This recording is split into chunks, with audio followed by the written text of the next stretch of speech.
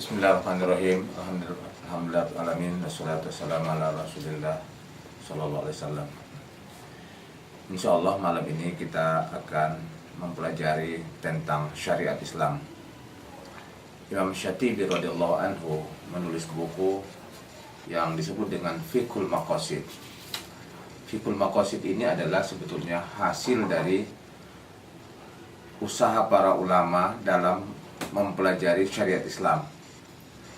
Fiqhul Maqasid ini tujuannya adalah agar kita bisa memahami syariat Islam itu secara utuh, secara menyeluruh dan tidak terpecah-pecah.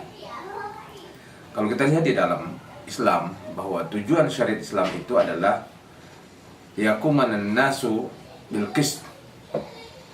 Salah satu tujuan syariat Islam adalah bagaimana manusia itu bisa hidupnya lebih mudah lagi. Lebih mudah dalam kehidupannya, lebih mudah dalam perjalanannya, lebih mudah dalam segala aktivitasnya. Salah satu tujuan dari Fiqhul Maqasid, yaitu disyariatkannya syariat Islam, adalah agar tercapai keadilan di muka bumi. Allah berfirman, laqad arsalna rusulana bil bayyinati wa anzalna ma'ahumul kitaba wal mizana liyaquman nasu bil qist. Surah Al-Hadid ayat 22. Kami menurunkan para rasul dengan membawa kitab suci dan untuk menegakkan keadilan di muka bumi secara merata. Terlaksananya keadilan di muka bumi adalah salah satu dari maqasid syariat. Dan itu merupakan hal-hal yang asasi. Karena kalau manusia tidak mendapatkan keadilan, tentunya yang terjadi adalah kezaliman. Juga kalau kita lihat dalam syariat Islam, bagaimana seseorang mendapatkan hak-hak asasi dalam kehidupan, seperti makan, minum, dan ketenangan.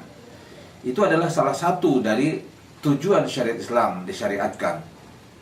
Falya'budu rabb hadzal bait allazi at'amahum min ju'in wa amanahum min khauf. Surah Quraisy ayat 3 dan 4. Hendaklah mereka menyembah Tuhan yang punya Ka'bah ini, yang telah memberikan mereka makan dan memberikan kepada mereka keamanan. Keamanan, kedamaian, dan tersedianya makanan yang cukup bagi masyarakat. Itu adalah salah satu kaedah-kaedah maksud syariat di muka bumi. Manakala manusia kesulitan mendapatkan makanan, berarti tujuan syariat Islam itu belum terlaksana. Allah Subhanahu wa taala berfirman, "Kaila yakuna dulatan bainal aghniya'i minkum." Surah Al-Hasyr ayat 7. Bahwa jangan sampai harta itu hanya dimiliki oleh orang-orang kaya. Bahwa pemerataan kekayaan dan distribusi yang adil di antara manusia adalah bahagian dari maqasid syariah yang harus ditegakkan. Terjadinya jurang yang jauh antara si kaya dan si miskin itu membuktikan bahwa syariat Islam belum terlaksana di muka bumi. Dan bagaimana nilai-nilai akhlak itu terjaga, seperti persaudaraan, saling tolong-menolong, kebebasan, kehormatan, menjaga hubungan-hubungan kemanusiaan, menjaga harta mereka, darah dan kehormatan mereka, menjaga akal dan pikirannya, kebebasan dan kehormatannya, merupakan hal-hal yang asasi dalam syariat. Para pemirsa yang kami muliakan, kalau kita lihat hukum-hukum Islam itu tujuannya adalah al-masalihu lil insan. Bagaimana maslahat-maslahat kepentingan kemanusiaan itu terpenuhi. Tetapi kalau kita lihat beberapa kaedah yang diajarkan oleh Imam Syatibi, salah satu ungkapannya adalah al-aslu wat tabi' yakhtalif. Antara asal dan cabang itu adalah dua hal yang berbeda. Sebagai contoh, jual beli itu adalah hal-hal yang asasi, dan itu harus terlaksana di muka bumi. Segala sarana, prasarana agar jual beli perdagangan itu maju, itu merupakan hal-hal yang asasi dalam syariat. Menghindarkan dan menghindari manusia dari penipuan itu adalah cabang. Tidak bisa dengan adanya cabang kita menghilangkan asal. Dengan arti kata lain, kalau di pasaran kita menemukan ada orang yang menipu, tidak boleh kita mengatakan tidak boleh ada jual beli, karena jual beli itu adalah asal. Sedangkan terjadinya kejujuran itu adalah cabang. Tidak boleh kita balik. Begitu juga umpamanya adanya pemimpin di masyarakat adalah hal-hal yang asasi agar bisa terlaksananya umpamanya jihad. Tetapi pemimpin yang adil itu, yang tidak zalim, adalah kesempurnaan dari kepemimpinan itu. Maka para ulama mengatakan dibolehkan seorang pemimpin yang zalim dalam rangka memimpin pasukan, karena menjaga kehormatan manusia, menjaga tanah air, menjaga eksistensi negara adalah hal-hal yang asasi. Dan idealnya memang ditemukan pemimpin yang adil, tapi dia adalah cabang. Dan walaupun idealnya memang seperti itu, tapi ketika hal itu tidak didapatkan, tidak menutup dan tidak menghilangkan eksistensi dari al-asal. Para pemirsa yang dimuliakan oleh Allah Subhanahu wa taala, Imam Syatibi menyebutkan dalam Fiqhul Maqasidnya bahwa dalam hukum Islam itu pun tidak satu tingkatan. Ada tingkatan yang paling utama. Makanya kalau kita perhatikan, yang wajib itu pun tidak satu tingkatan. Yang diharamkan itu pun tidak sama bahayanya. Maka Imam Syatibi menyebutkan di dalam seungkapannya, bi annal masalih wal mafasid yaduru haulaha. Maslahat itu juga ada tingkatannya, mafsadat itu juga ada tingkatannya, dan tidak ditemukan secara sempurna.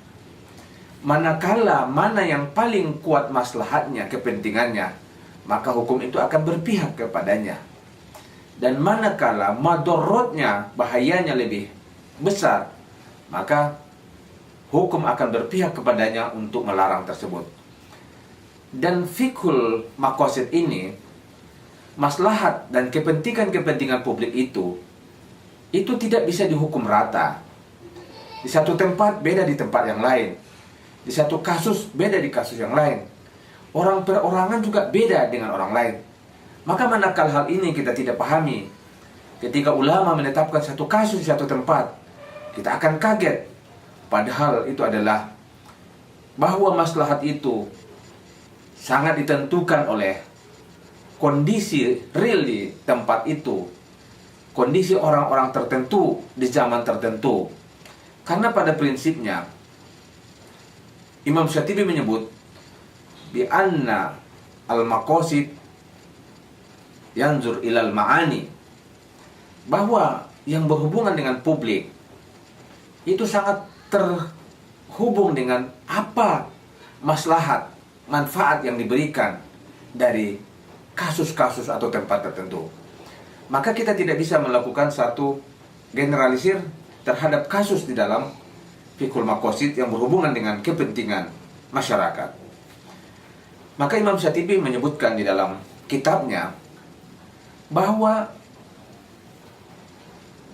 yang bisa ditentukan hukumnya itu adalah hal-hal yang asasi. Beliau menyebutkan ada hal-hal yang memang tidak bisa diukur, dan itu hal-hal yang real di masyarakat. Contoh umpamanya, beliau mengatakan al-awsaful batinah, ada penyakit-penyakit hati yang ada dalam diri manusia, seperti sombong, hasud, cinta dunia, dan cinta harta. Ini adalah masalah penyakit-penyakit hati. Dan fiqhul maqasid tidak bisa menetapkan hal itu, karena dia berhubungan dengan moralitas, berhubungan dengan etika. Negara tentunya akan masuk kepada hal-hal yang asasi, hal-hal yang punya dampak besar kepada masyarakat, hal-hal yang berhubungan dengan fiqhul maqasid. Tetapi kalau hal-hal yang berhubungan dengan akhlak, berhubungan dengan citra, itu sudah tidak termasuk domainnya negara, karena itu sudah merupakan domainnya akhlak. Para pemirsa rahimakumullah, kalau kita lihat bahwa salah satu ciri dari fiqhul maqasid, fikih syar'i itu, dia akan kuat manakala kita sesuaikan dengan hal-hal yang bisa diterima oleh semua manusia. Kemudian juga fiqhul maqasid, fikih syariah itu adalah kita tidak bisa memutuskan satu kasus karena hanya mendapatkan satu hadis saja atau satu ayat saja, tanpa kita melihat apa saja topik yang berhubungan dengan hal tersebut, ayat-ayat apa saja yang berhubungan, hadis-hadis apa saja, kasus-kasus apa saja yang terjadi di masyarakat. Ketika hal itu kita bisa mempelajari dan menganalisa secara menyeluruh, maka kita akan bisa mendapatkan kesimpulan yang kuat. Dan kesimpulan itulah yang disebut dengan fiqhul maqasid.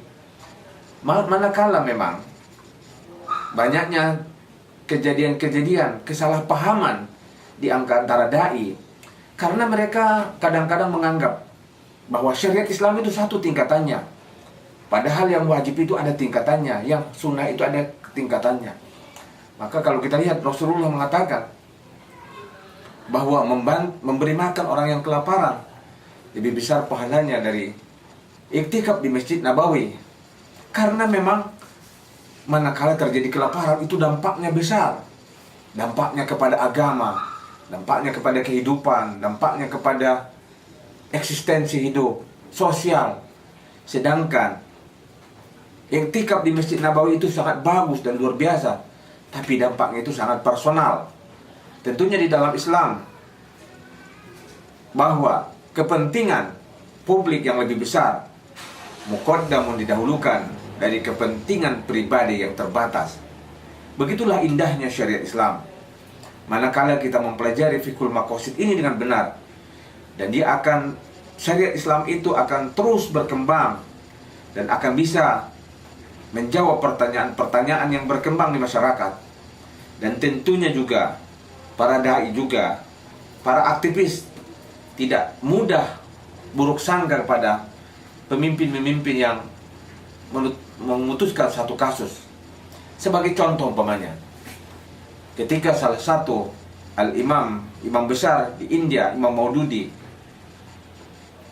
memutuskan untuk memilih seorang pemimpin di India, seorang wanita, langsung sebagian masyarakat mengatakan bahwa beliau melanggar syariat dengan hanya mengatakan bahwa hadis yang melarang mengangkat seorang pemimpin. Tapi kalau kita lihat dalam fiqhul maqasid, kondisi real di masyarakat India waktu itu, ada dua pilihan. Ada salah satu pemimpin, dia adalah tokoh Hindu yang salah satu programnya kalau dia menang akan menghabisi kaum muslimin. Sedangkan satunya adalah seorang wanita dan dia adalah sekuler, tapi mengakui eksistensi kaum muslimin. Dan kalau dia terpilih, umat Islam akan diberikan hak hidupnya. Ketika Imam Maududi mengambil pilihan kepada ini, bukan dia tidak tahu tentang hadis itu, tetapi fiqhul maqasid mengatakan ada kepentingan yang lebih besar, bahwa kepentingan menyelamatkan nyawa umat Islam, bagaimana mereka bisa hidup damai, itu lebih penting daripada sekedar memilih seorang pemimpin, apakah dia laki-laki atau perempuan. Aku qouli hadza wa astaghfirullah li wa lakum. Wassalamualaikum warahmatullahi wabarakatuh.